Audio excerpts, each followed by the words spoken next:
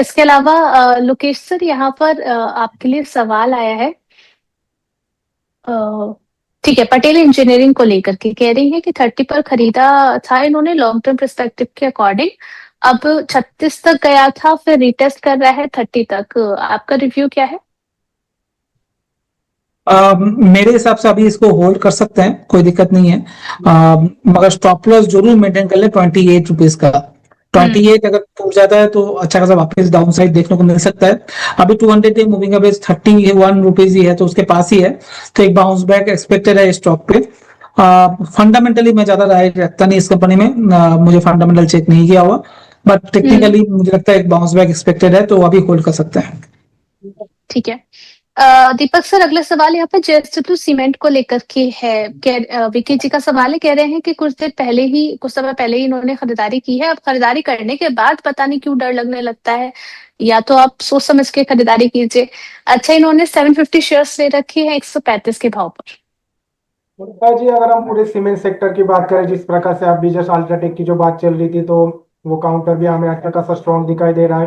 पूरे cement sector में निचले स्तर से एक अच्छी खासी शॉर्ट कवरिंग यहाँ पर क्लियरली विजिबल है। अगर बात करें जेएसडब्ल्यू सीमेंट की, तो हालांकि ये अपने रेजिस्टेंस जोन के पास ही ट्रेड कर रहा है। जैसे ही स्टॉक लगभग 145 के लेवल्स को क्रॉस करता है, तो ऊपर में सीधा टारगेट 160 का यहाँ पर ओपन होते हुए नजर आ रहा है। नीचे में अगर सपोर्ट की बात करें तो 120 का एक अच्छा खासा स्ट्रॉन्ग सपोर्ट जोन है, तो जरूर स्टॉक में बने रह सकते हैं। ऊपर में पहला टारगेट लगभग 160 रुपीज का रहेगा, और नीचे में स्ट्रिक्ट स्टॉप लॉस 120 रुपीज का यहाँ पर मेंटेन रखना चाहिए। जी मैम। चलिए ठीक है। इसके अलावा जायडस वेलनेस का लोकेश से जरा चार्ट देख करके बताइएगा, इसमें आपकी राय क्या रहेगी? अभी अगर हम देखें अच्छी खासी तेजी तो देखने को मिल रही है, 2.89% की अपसाइड के साथ 603 के भाव पर कामकाज कर रहा है।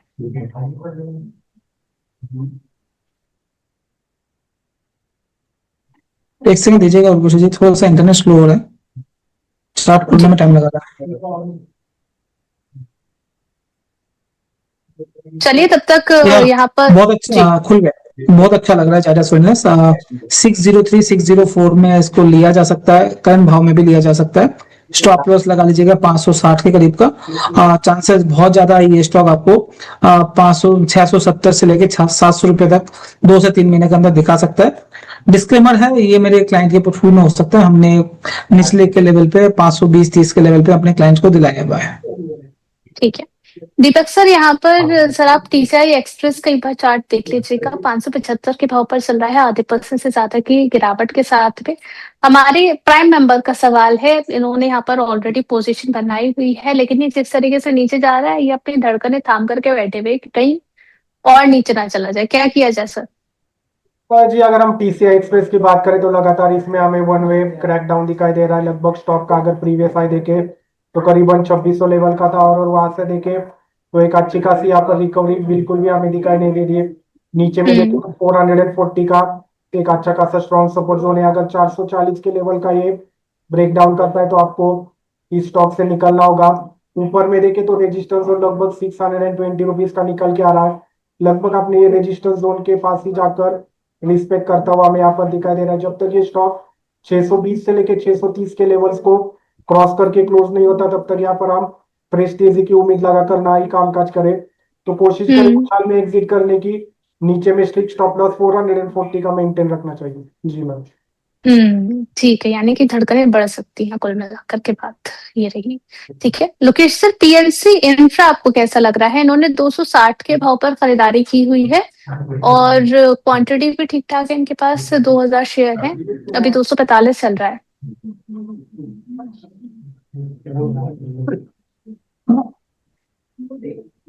मेरे हिसाब से तो उसको होल्ड करना चाहिए, काफी अच्छा लग रहा है पीएनसी इंफ्रा इस लेवल पे। स्टॉप लॉस जरूर मेंटेन करें 230 के रुपए का। जब तक 230 होल्ड है तब तक स्टॉक अच्छा लग रहा है।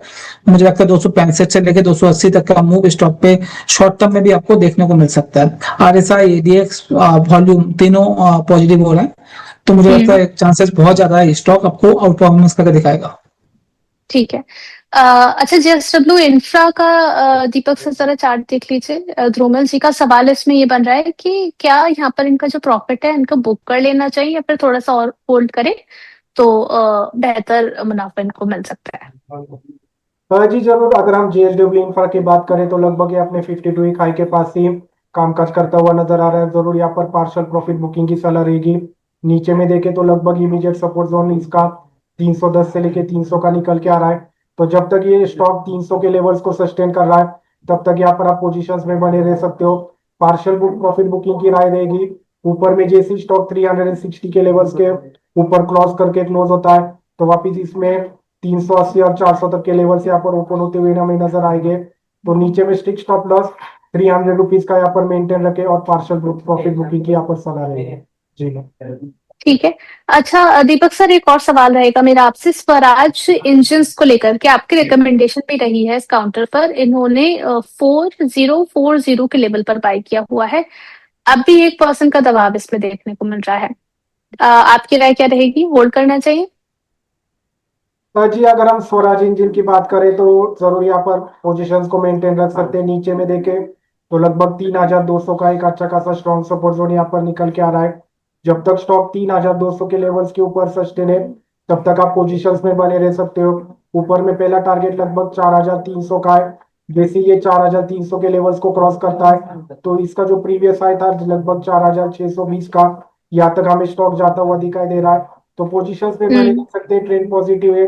3200 का स्ट्रिक्ट स्टॉप लॉस मेंटेन रखना है। उछाल में 4300 का पहला टारगेट और उसके बाद 4620 तक के लेवल से यहाँ पर हमें दिखाई दे।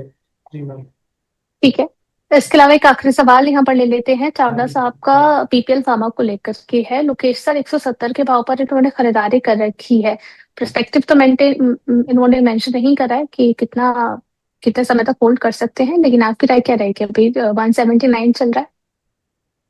मेरे हिसाब से इसको होल्ड करना चाहिए। स्टॉक का करेक्शन के बाद 300 रुपए से करेक्ट होके 160 150 आया था। अब वहां से वापस ये आउट परफॉर्मेंस दिखाना स्टार्ट कर रहा है।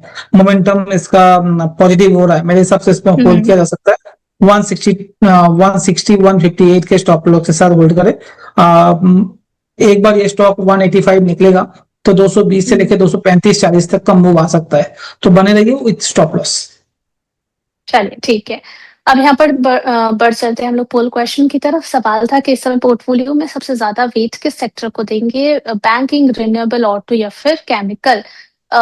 लोकेश सर, दर्शकों का कहना है कि वेटेज सबसे ज्यादा बैंक की तरफ होना चाहिए, सबसे कम केमिकल की तरफ होना चाहिए। आप किससे पिक करेंगे? चलिए मैम, एक दो कंपनीज का नाम लेता हूँ। एक बार चार्ट देखते हैं, उसके बाद मैं वो बताता हूँ। एक बार चार्ट खोलिए। टीना रबर।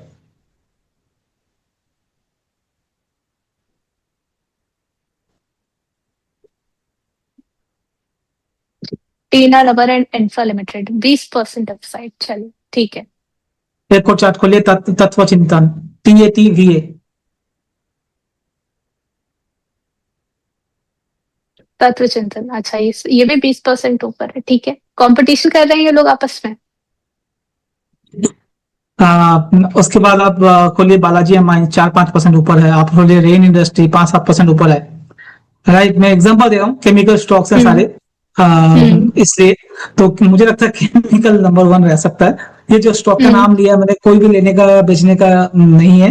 ये जस्ट बताने की कोशिश कर रहा हूँ कि मूवमेंट कहाँ आ रहा है। एंड केमिकल स्टॉक सेक्टर जो आप 4% चौथे नंबर पे बता रहे हो वो मुझे नंबर 1 लग रहा है। नंबर 2 प्राइवेट बैंक्स नहीं लग रहे। PSU बैंक्स कुछ लग रहे हैं अभी नंबर 2। और दो ऑटो एंसिलरी अब थोड़ा सा डाउन करेक्शन मोड में आ रहा है, तो 1-2 दिन के लिए शायद करेक्शन रहे तो वो चौथा नंबर में जाएगा। और तीसरा नंबर कौन सा बताया मैम सेक्टर आपने? सॉरी मिस कर दिया। थर्ड पे तो सर ऑटो है और हाँ? हाइपर बैंक है। थर्ड पे ऑटो है सर। नहीं, चार क्या क्या थे? बैंक, केमिकल, अच्छा अच्छा। ऑटो,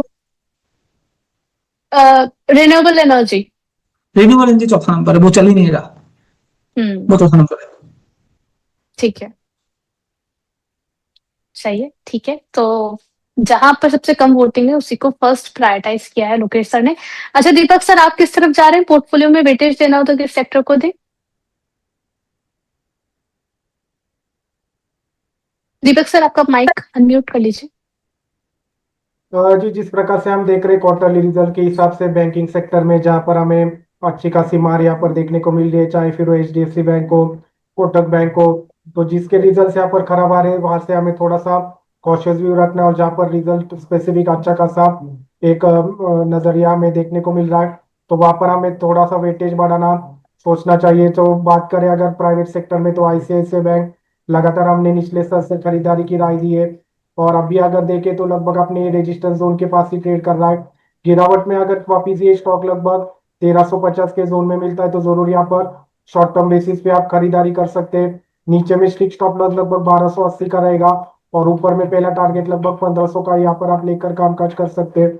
उसी के साथ साथ एसबीआई, इसमें भी लगातार निचले स्तर से लगभग 950 से लगातार क्लाइंट्स को भी खरीदारी की राय दी है, और यहाँ भी और हमें अच्छी खासी यहाँ पर तेजी दिखाई दे रही है। ऊपर में पहला टारगेट लगभग 1120 तक का यहाँ पर आप लेकर कामकाज कर सकते हैं। तो अगर किसी का शॉर्ट टर्म का नजरिया है, तो जरूर आईसीआईसीआई बैंक गिरावट में और एसबीआई सामने से भी अगर किसी को खरीदारी करनी है, तो जरूर यहाँ पर खरीदारी कर सकते हैं। नीचे में स्ट्रिक्ट स्टॉप लॉस 940 रुपीज का मेंटेन रखना है, और ऊपर में पहला टारगेट लगभग 1120 तक के यहाँ पर आप लेकर कामकाज कर सकते हैं। चलिए ठीक है।